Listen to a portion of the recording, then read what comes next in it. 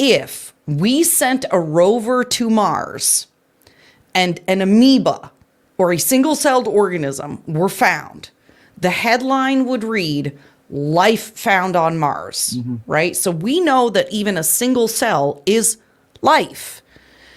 And so I feel like the conversation is really, when does that life deserve the same protection under the Constitution as a born person, right?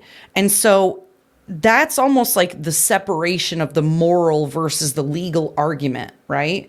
So I think, is that kind of what you're saying about having like a moral argument first versus the legal argument, or having them, can we have them separately?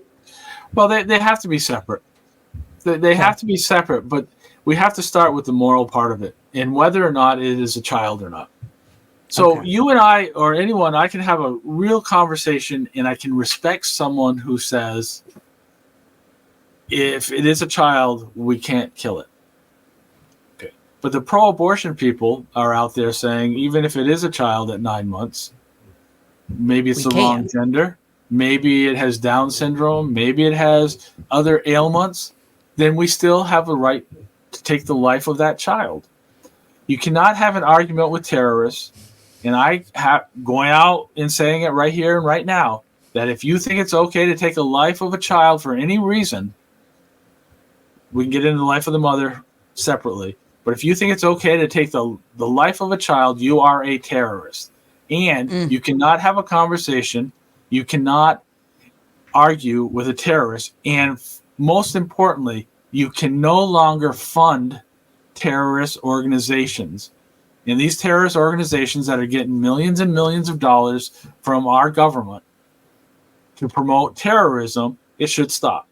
If any money is going from the federal government to abortion providers, it's still really funding abortions, even if it is paying for family planning, because they're just going to divert funds from family plan, right? Like a business, it's still all money in and money out. What does it matter what it's getting spent on? You're absolutely right. And I think people have to understand something that's very important. Everyone in this country that makes over $40,000 a year pays for abortion funding. What? If you are paying taxes in this country, if you are paying federal income tax in this country, you are helping to fund abortion. And is that oh, go ahead. Go ahead, Jay. In the year 2022, the federal government, and my numbers may be a little off, gave $674 million to Planned Parenthood. What? 670. If you go and you look at Planned Parenthood, they brag about the fact that the federal government gave them $674 million. Tax dollars. So your money, my money. All of us know that I can't say, here, okay, I owe $10,000 in taxes this year. Give $5,000 to the military, give $2,000 to this, $4,000 to that. They don't let you do that. So what they do is they take all of our money, whether we're pro-life, pro-choice, agnostic about the issue, and they spend it the way they want to.